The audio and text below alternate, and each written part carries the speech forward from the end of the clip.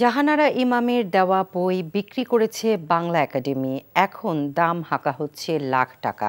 শিরোনামে প্রথম আলোর প্রতিবেদন প্রকাশের পর এ নিয়ে বাংলা একাডেমির বিরুদ্ধে সামাজিক যোগাযোগ মাধ্যম ফেসবুকে একটি মহল অপপ্রচার চালায়। তবে প্রথম আলোর ওই প্রতিবেদন উদ্দেশ্যপ্রণোদিত উল্লেখ করে বাংলা একাডেমির মহাপরিচালক অধ্যাপক ডক্টর মোহাম্মদ আজম এনটিভিকে বলেন, প্রতিবেদনটি অসৎ সাংবাদিকতার একটি দৃষ্টান্ত হয়ে থাকবে।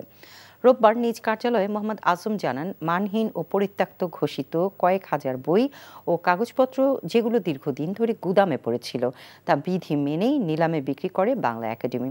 এই সিদ্ধান্ত অধ্যাপক আনিসুজ্জামানের নেতৃত্বে একটি কমিটি অনেক আগেই নিয়েছিল, যা এখন বাস্তবায়ন করা হলো। বিভিন্ন দিক থেকে খুব গুরুত্বপূর্ণ এই ধরনের কিছু বই লাইব্রেরির কেন্দ্রীয় সংগ্রহশালা থেকে পরিত্যক্ত ঘোষিত হওয়া নিশ্চয়ই ঠিক কাজ হয়নি। এটা কোনো কারণে ভুলক্রমে ঘটেছে, কিন্তু ঘটনাটা ঘটেছে আজ থেকে 10-11 বছর আগে।